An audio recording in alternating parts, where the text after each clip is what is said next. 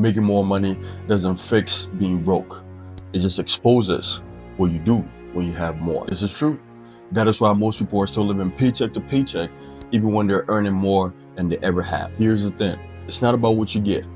It's who you become. So you don't rise to your income. You fall to your identity. If your identity is still thinking that you're broke, then you're going to keep living like you're broke. You're going to feel like you're broke. You're going to walk like you're broke. You're going to think like you're broke. What I'm going to say is something that you may not want to hear, but you don't need more money. You don't need more money. What you need is what I'm going to tell you in this video. So if you stick around to the end, you're going to get something very valuable, which exceeds that money that you're looking for, that you're chasing. Stop chasing. I know this is contrary to what you see on TV, the cars, the mansions, the lifestyle, the bottles, the traveling. It's all nice and cool. I do want you to get what I have. And that is why I'm sitting here. I have my notes down. I want you to write down your notes too. What you need is, first, let's start off with beliefs. I always say your belief is either serving you or it's limiting you. Which one? Where do you fall? Is your beliefs limiting you? Or is your beliefs empowering you? There are three sources of beliefs that limits us in terms of how we view money. So I broke this down. First is religious beliefs that push money away. Number two, parental and cultural programming. And number three are personal self-limiting beliefs. Now, I have these three beliefs because I go through it. The rich and the billionaires, they're not excluded from this. I'm not excluded. You're not excluded. We're all in this boat. So let's break this down. First things first, religious beliefs that push money away, right? These beliefs are often misquoted or misunderstood in spiritual communities. We're going to break this down. The first things first, I'm pretty sure you heard this if you go to church or especially if you're African, right? If you're African, money is the root of all evil. Let's break this down. The actual scripture says the love of money is the root of all evil. It's not the money itself, but if you love money, if you have a business and you're not worried about the impact that you're going to give to the people, if you're not worried about serving the people and liberating them, then that's evil. You're just using them for your own benefit.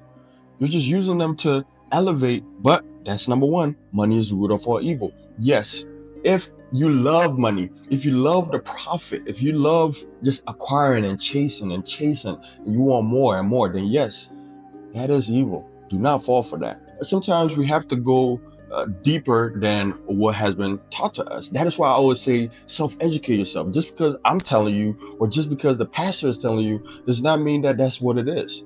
Go in there and discern for yourself. Go in there and open that scripture and really understand what is going on. So number two, blessed are the poor. So that's why you look at a lot of the religious, you're so meek and so poor because they'll be blessed. Again, misinterpretation. What this does is it leads to glorifying struggle and demonizing abundance. Now, again, we're not saying that is everything within the scripture. There's all abundance and you're not going to be suffering. You will suffer. But we want you to be in this flow. What is blessed are the poor? What does that mean? Let's break this down, right? What is blessed are the poor? What was the scripture actually talking about? Break it down, meaning that you're humble in spirit. It's not about poor financial wise. You're humble. You're Christ-like. You see what I'm saying? Blessed are the poor. But don't take it from me. I'm not no preacher or pastor or anything like that, right? Go in and ask your pastor what it is. But I'm telling you, these are limiting. Number three, God will provide. Yes, of course, God will provide. But you see, you still need to be in preparation. You still need to do the job. But if you just say that, if you're just being told that God will provide, so you're lazy, you're not putting in the work, you're passive, how will God provide? Right? The blessing is there for you. It's in store for you. But he needs you to walk. He needs you to tap into that. Right? He needs you to make sure that you're aligned with his principles before he can provide for you. So yes, God will provide, but don't go limit yourself thinking that, oh, God will provide, so let me just pray God will provide and just sit and wait. It does not work like that. Let's go to number 2, parental and cultural programming. Don't talk about money. All right, so don't talk about money. That limits you. People like us don't get rich. Have you been told that at home? People like us don't get rich. Who are people that get rich? Did you go and do your own investigation to find out who those people are? Maybe you should, right? Don't just listen to what your mom and dad said. Somebody's got to make that sacrifice and break this. Who are those people that get rich? Find out who those people are and start being like them. But let's go to number 3, personal self-limiting stories. Oh man, I'm an expert at this one. Limiting yourself. I say stuff like, I don't want pressure of more money, so I'm satisfied with what I want, with what I have. It is true. Be grateful, be satisfied. Again, it's not about more money, but I say that because I know I have to make certain decisions. I know I have to become a leader. And some of the times you don't want to do that. You don't want that pressure. You want to be in your comfort zone. So what do? I limit myself. And you're probably, if that's you too, you don't want no pressure. If I get rich, people will change on me. That is true. But how would you know if you haven't tried it? Are you rich yet? You don't know. But these are all still fear of success, often deeper than a failure. So you start to think about all this and it limits you and it makes you fail. You see acquiring riches and wealth as something that is fear-based and not purposeful-based. It's about purpose. Now let's really break it down further. Okay, a lot of people think that income equals wealth. Your income equals wealth. So they're making income, they're making a good paycheck, and they're thinking that they're wealthy. But they don't understand that if your liabilities grow faster than your assets, then you're not getting rich. If your liabilities grows faster than your assets, you're not getting rich. You're just getting more stressed. You have more income, but you have no structure. It's like pouring water into a bucket that has holes in it. It's broken. If you make $10,000 a month, let's use this as an example. If you make $10,000 a month, but you owe $7,000 in rent, car notes, debt, you're not successful. You're just surviving expensively. You're rich on Instagram, but you know deep down that you live in paycheck to paycheck. Stats show it. 51% of six-figures earners live paycheck to paycheck. 36% of 200K plus earners are still trapped, also living paycheck to paycheck. If you fall into this, understand that yes, you are making income, but I gave you that example. If your liabilities are greater than your assets, then you're drowning yourself. Right? You're drowning yourself. So here's a solution.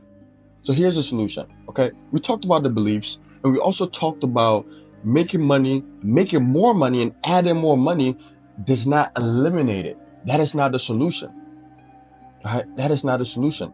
This is the solution. It is how you think about money. It's who you're becoming in the process of acquiring that money. Is it aligned with purpose? Is it aligned with principle? Is it aligned with impact? Why do you want to get rich? Why do you want more money? What are you going to do with that money? Are you going to give it out? Are you going to save people? Are you going to save yourself?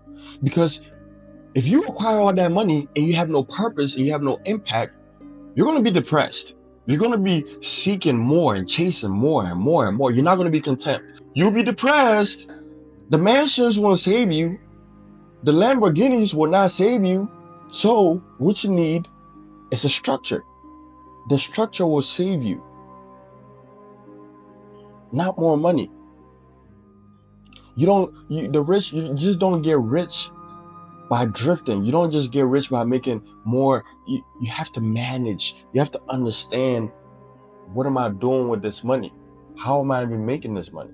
The true essence is in who you're becoming, and then automatically the money will flow to you. The more valuable that you are, the money can't hide away from you. It wants you. It chases you. It's a mindset. It's nothing else. So what I want you to do is to break the fear, break the limitations. Again, you decide how much money you want. You decide that. Be very, very descriptive. I want 10 million a year. Why? Because I want this lifestyle for my family, for my impact. I want to travel. I want to homeschool my kids. I want to give out to charity. What is your why? What have you decided? If you don't know why you want the money, why should we give you the money? Because if we give you more and you're not ready for it, you haven't gone through that process, again, it's going to be depression for you. You're asking for depression. You're asking for fear, anxiety. You're asking for stress. Can you make tough decisions? Can you handle stress? Because if you're rich, I promise you, you're going to be stressful. You're going to be stressed. Okay? So understand this. It's a mindset. So break those limitations, break those fears, and align with exactly what you want to do, and be very decisive, exactly what you want, and then we can go into the next steps. But obviously there's more to it, right? There's deeper levels to it. So again, God can bless you if you have no plan. You have not been prepared for nothing. You have to align, and then the blessings comes to you automatically. It flows. You want to wake up and do something purposeful, the impact and more money will come to you. People will just donate. People will just look at you and be like, yeah, just take this. I love you so much. Just take it. Easy. You don't have to scam them. Stop scamming them. It's easy. Just tell them the truth. Right? I know telling them the truth, people don't like the truth. They like to be scammed anyways. So you scam them. Keep scamming them. I'm just kidding. Don't scam them. But yeah, man, if you enjoyed this video, like, comment, and share. And drop down your notes if you have any notes. Right? Drop down your notes. I like to learn too. Again, there's deeper lessons to this. So we're going to keep doing it. We're going to keep doing it. Stick around. And if you drop it, I'm going to read it. I'm going to comment back to you. But share it. Let somebody hear this video, hear this information. All right. I'll see you in the next video. Peace.